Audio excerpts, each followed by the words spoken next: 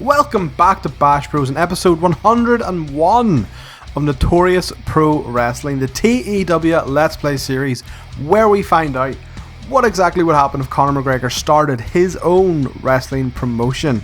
It is a Rev Pro episode because we are back for the first official round of the Great British Tag League. Last time we were down here, we did the qualification matches for all our home talent, so that they can get into the Great British Tag League, and also revealed all the invitations sent to teams across the world.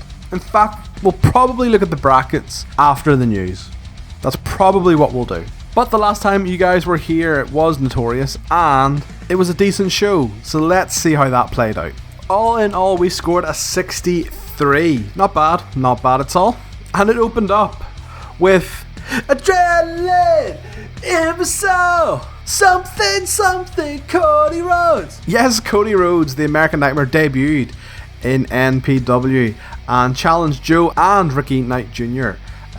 Pretty much telling them that they've been squabbling about wrestling names, why not mention the Rhodes family? And he will be playing a part in that feud going forward. Then we have Martina defeat Jimmy Hayter thanks to a distraction from Rhea O'Reilly. This will set up Jimmy Hayter needing a bit of backup to defeat the Faces. And then the debut of B. Priestley due to that. Joe Henning then defeated Rich Swann to give him a bit of momentum going forward in the Rhodes versus Henning versus Knight feud. The Velocities then defeated the NIC.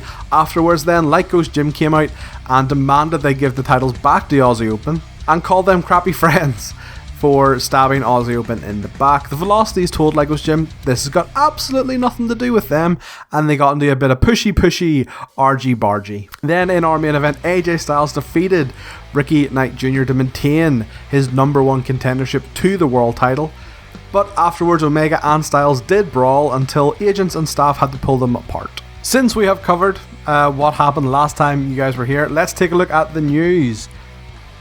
Starting with a bit of bad news. PJ Black received an injury. I believe this was at the Strong Style US promotion he is also a part of. Out for 49 days. That sucks. He's one of our better competitors in the Cruiserweight division, but we will make do without him. Now let's take a look at the tournament bracket. I maybe covered this last time. We were here at Rev Pro, but I can't remember, so we'll do it again. We have the Motorcity Machineguns versus the Young Guns in a Guns versus Guns battle. We then have Private Party versus More Than Hype, which could be the show stealer for the first round of matches. More Than Hype are very, very good, and if Private Party deliver, yeah, it could be really good. Filthy Generation then versus The Purge. This is also a part of the fan suggested storyline for the reunion of NAK, which will probably devolve then into The Purge versus Kings of Catch, which is the tag part of Filthy Generation, versus NAK. And then also Grado and Kirby, middle management, versus the Natural Classics, one of our invitational teams. Hoping to see big things from the Natural Classics. We have a good track record of Australian tag teams being very good. So, yeah, hopefully they continue that trend. Right, well, that is the news covered, that is the tournament brackets covered, and that is also the last episode covered. So, only thing left then is to book the block of 4 shows and come back and discuss them. So let's do that. Okay, and we are back on the other side of our block of taping. So, how did it go? I learned some things. I definitely learned some things. So let's start with episode 37 of Rev Pro Live. On the pre-show then we had a promo with the Natural Classics, and they're pissed that they had to travel halfway around the world and they're just going to end up facing middle management. At 36, it's okay. That's why it's on the pre-show. So they're not the best on the mic, but neither were Aussie Open to begin with, and look at them now, they're competent, so that's fine. Then on a pre-show angle, Debbie Keitel introduces everyone to the Woke Queendom, which is her new faction, with herself, Gia Adams as kind of the muscle of the group, and then Lucia Lee as like the mouthpiece of the group. Lucia Lee, as you remember, is one of our regens in the game, and her entertainment skills are absolutely insane, so hopefully we'll see how she develops then. And in a pre-show matchup, Daz Black defeated Jack Morris. Daz got a 44 and Jack got a 47, both okay, all in all a 48 rated match. Then on to the main show. In the opening segment, Aussie Open are in the ring with Grado, and they said, look, it's been a great run as tag champs, you know, now we're holding all the belts, but we've been tag teaming for years and we kind of want to change. So they agreed to relinquish the tag titles, and Mark will continue forward as the heavyweight champion and Kyle will continue forward as the cruiserweight champion. But before they pursue singles careers, they noticed a tag team has appeared and they kind of can't miss this opportunity. So tonight they're going to face the Motorcity Machineguns in a tag match in the main event. It's also announced then that the tag titles will be put up for grabs in the Great British Tag League, so the winners of the tournament also get the belts. Next up then, in our opening contest, Millie McKenzie defeated Killer Kelly to retain the Rev Pro Women's Championship.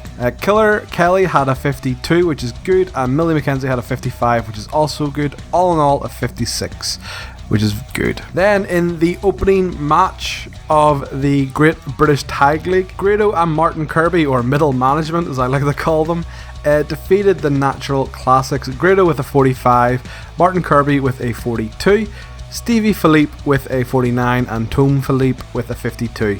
You could make the argument that the wrong team went forward here, but obviously I didn't know how the Classics would perform. Yeah, they're good. Not as good as Aussie Open or even the Velocities, but you know, that is your 49 and 42, maybe mid-card to lower mid-card if we were on the main roster. So I think I might keep them around, see how they develop. There's another, and at the end of the day, it's another tag team for our kind of anorexic tag team division. So yeah, they'll probably stay around. Then in a backstage angle, Killer Kelly finds Notorious backstage and asks him where the hell was her backup tonight. They say they're busy trying to concentrate on what to do next in regards to the championships. Killer Kelly reminds them that until they screwed it up, she helped them win those championships, but this time they can try and do it without her, and she storms off. So it's just to show the beginning of cracks in the Notorious, who will be disbanding soon. Pretty much what's going to happen is Michael Oku is going to turn face.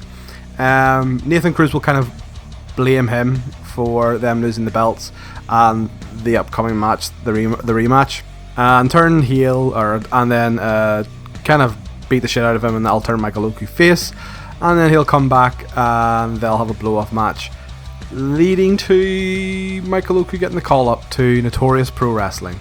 Killer Kelly will kind of go splinter off as well then, and they'll just kind of leave Nathan Cruz and Rob Lynch, and then they'll kind of be like a tag team going forward, but definitely nowhere near as the main heel faction of Rev Pro as they have been. And then in our main event, Aussie Open go to a no contest with Motorcity Machineguns when the Notorious interfere and attack both teams. So this is where I learned something. So Alex Shelley 76, that's amazing, that's fantastic. That just reinforces that I want Motorcity Machineguns to win our Chris even got a 44. Fuck. Bang goes that idea. So yes, a tale of two halves for the Motorcity Machineguns. Alex Shelley 76 is unbelievable. Possibly the best, if not one of the best in-ring performers across Rev Pro and Notorious. And then Chris Sabian of 44. That is jobber territory for us. What the actual fuck, Chris? I mean, I look at his stats and they're not even that bad.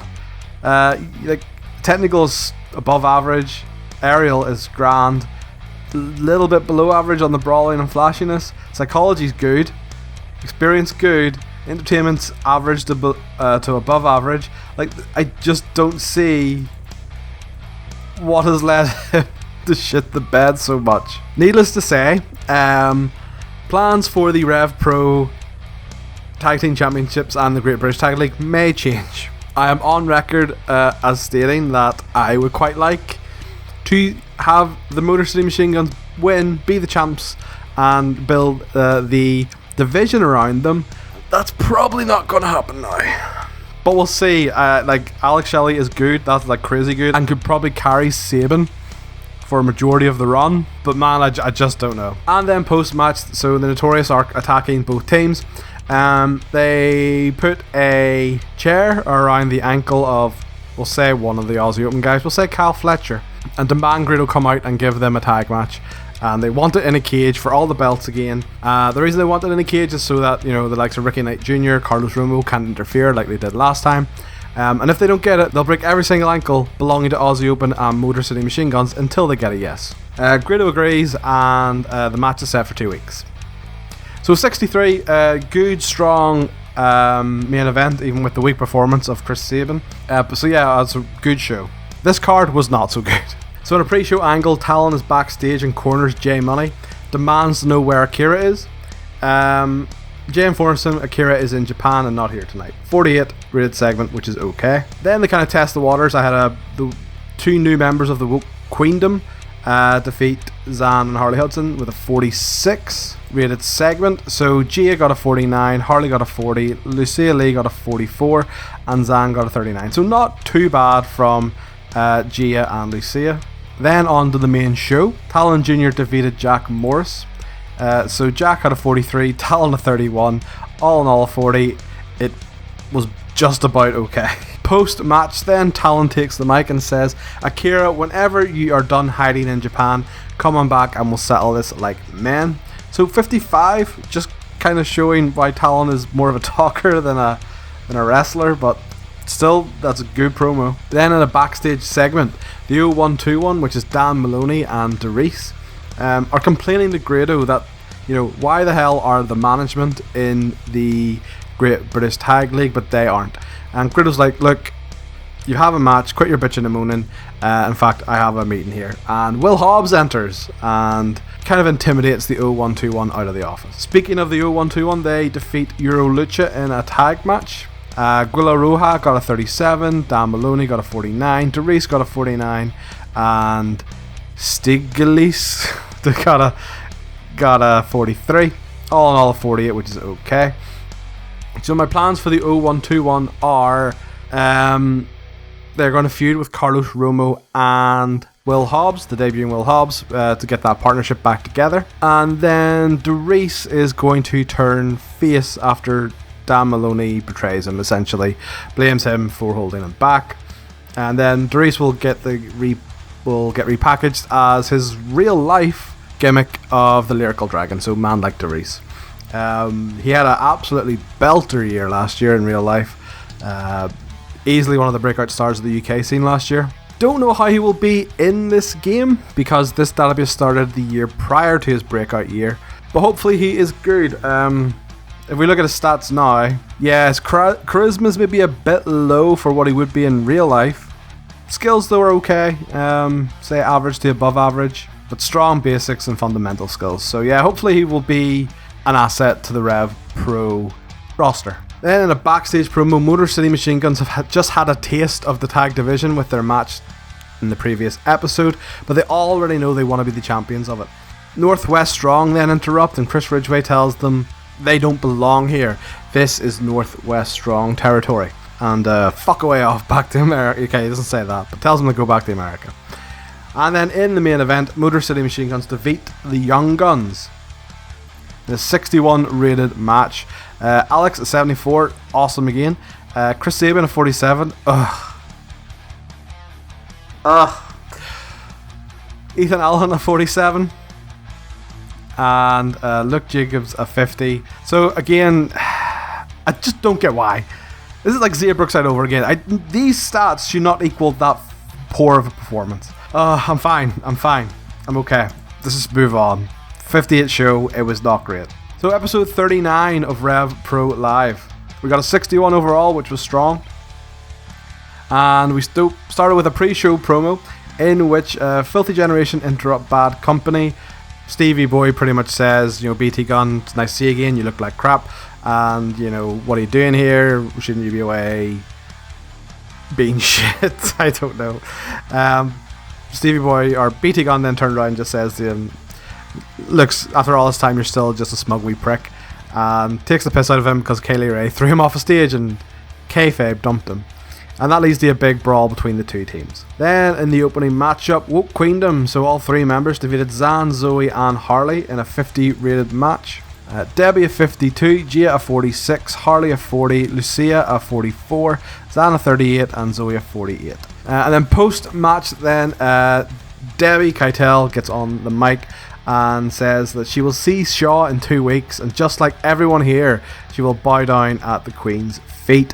Lucia is the manager of Debbie Keitel, just because her strong mic skills should hopefully boost up Debbie's when she cuts a promo, and it did give her a bit of a boost, so a 42 rated segment is not bad. Then in a backstage promo, Millie McKenzie is still champion and still going to continue to be a fighting champion, and champion.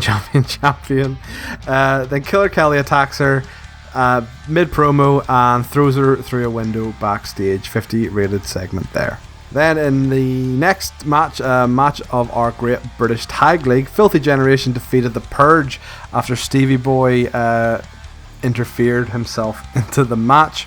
Aspen a 50, Crowbar a 48, Lewis a 48 and Stevie a 45. So an okay performance from everyone. I think I did have a storyline or storytelling special instruction on the match, which probably lowered everyone's stats a little bit. But all in all, not bad. That interference will then lead to the continuation of this feud.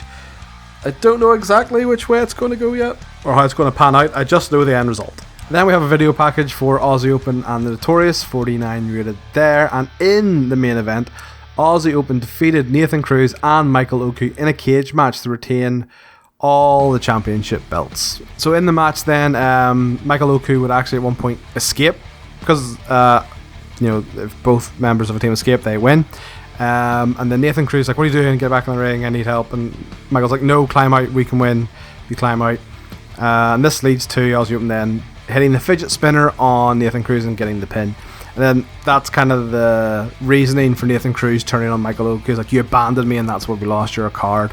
Michael's like, no, I was trying to win the match in a safer and quicker way than you were. And that will be kind of the crux of their feud going forward. In terms of the breakdown then, Mark Davis was just like, here, fuck it, hold my beer. Because he got a 71, what the fuck? Yeah, don't know where that came from. But a 62 from Kyle, which is great. A 71, which is next level from Mark Davis. Michael Oku is 61, which is great. And Nathan Cruz a 50, which is good. So yeah, really strong match, 65, which is one of our best matches in Rev Pro, if I remember correctly. So yeah, good job. Then episode 40 of Rev Pro Live, 62 rated overall. So you may notice that the Talon versus Akira feud is kind of lingering this block of tapings. Akira is actually in Japan and was not available for these tapings, so that's why it's kind of been padded by like, oh, I'm gonna get you, Akira. When you get back here, I'm gonna get you. So yeah, it's a bit shit that happened, but hey ho. So yeah, Daz Black tries to calm down Talon backstage until J Money stirs the pot a bit more, angering him further. Then in a pre-show match, Killer Kelly defeated Zan Phoenix in a 52 rated matchup. Very good from Killer Kelly, 56, the best I think I've seen her perform, so really strong there. And 37 from Zan. Then on to the main show, Daz Black and Talon Jr. defeat Dan McGee and Mad Kurt. Dan with a 43, which is okay. Daz with a 45, which is okay. Mad Kurt a 49, which is okay. And Talon Jr. a 38, which is bad. Yeah, I think our graduates do need a bit more polish. None of them have really blown me away. Bit sad, but I think they just need to be jobbers for a while. I think I've just tried to push them into feature storylines too soon. I think they need to be jobbed out for a little bit, because I noticed the same thing with Harley Hudson. Next up then, Greedo is out and introduces Rev Pro's latest signing, Will Hobbs. Will goes on then to defeat Rob Elias in a match. Rob with a 30, which is fine for a jobber, and Will Hobbs with a 54, which is good. Post-match then, the 0121 attack Will Hobbs. Darius grabs the mic as Damn Lonely lays in shots on Hobbs, and that's great. You know what? This is your boy. This guy's nothing. Absolute shite. We should be featured, not him. Grado and other agents then run in to chase off the 0121, and overall it was a 56, which is good. And then next up, before their match, More Than Hype offer Private Party a handshake, but they refuse, making them the default heels of this match. Speaking of the match, where do you fucking see this? So, More Than Hype defeated Private Party, 66 rated match, which is very, very good. So, Darren Kearney, a 59, good. Isaiah Cassidy and Mark Quinn, 68. What the hell? Where did this come from? So, clearly I did not know Private Party would throw in a 68 rated match, or performance. And I've knocked them out of the tournament in the first round. No, like saying that now, More Than Hype are a very good tag team. You know, a 59 and a 57 are not bad at all. But a 68 and a 68 should probably be the winners of the tournament. So I don't know. I think, yeah. Look, I honestly I don't know. I don't know what to do. I still might have Motorcity Machineguns win it, be the champions for maybe 3 to 6 months. Have Alex Shelley turn heel on Chris Sabin. Let them have a mini feud. Say Sabin be the reason they lost the belts. Let them have a mini feud. And then maybe they'll lose them to Private Party. I'll maybe keep Private Party around. And then I think maybe that's what I'll do. I don't know, but maybe that's what I'll do. But all in all, a 62 rated show, which is pretty good. Well, that is it for that. All in all, I'm pretty happy with most of those tapings there. And there was no real news coming out of the block of tapings either. So the next time you guys will be back is not this week's episode of Wanted, but the next. So June week 2. That week's Wanted for the debut of B. Priestley and then the formation of Ode Tai in Notorious Pro Wrestling. If you have enjoyed the episode, do leave a like and subscribe to the Bash Bros channel for more Notorious and other great shows. If you have any ideas for storylines, tag teams, factions, anything like that, put them in the comments and I will try and book them for you. With all that being said, I will see you next time on Bash Bros.